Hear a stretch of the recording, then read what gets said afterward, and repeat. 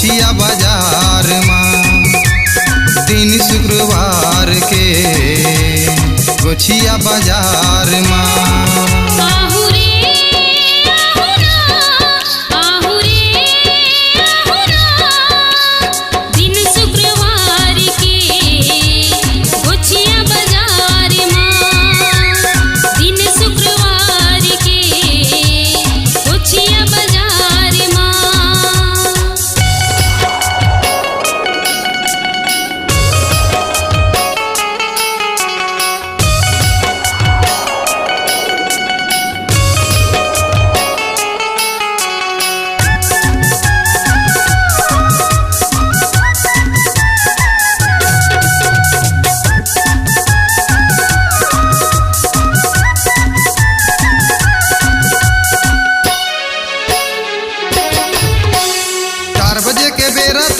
आबे वो बाजार माया दे के माया लेबो खाबो बीरो पान।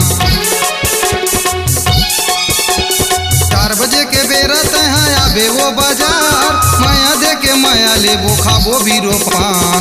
माया दे के माया लेबो खाबो बीरो पान। आबे वो आबे ना आबे वो आबे ना। दिन शुक्रवार के गोछिया बाजार माँ। दिन शुक्रवार के गोछिया बाजार माँ।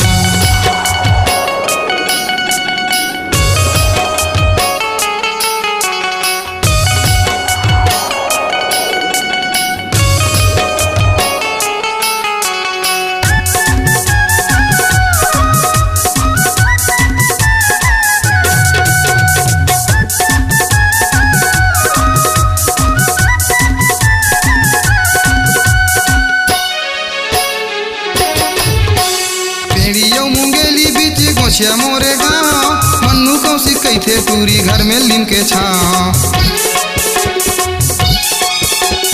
पेड़ियों मुंगेली बीच गोछिया मोरे गाँव मन्नू कौशिक कैथे टूरी घर में लीम के छाँव। मन्नू कौशिक कैथे टूरी घर में लीम के छाँव। आबे वो आबे ना आबे वो आबे ना। दिन शुक्रवार के गोछिया बाजार माँ। दिन शुक्रवार के गोछिया बाजार माँ।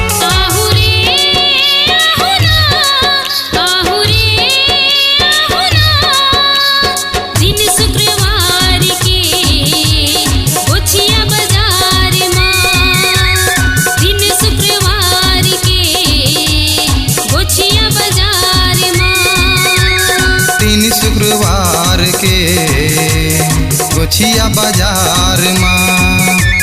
दिन शुक्रवार के गोछिया बाजार माँ।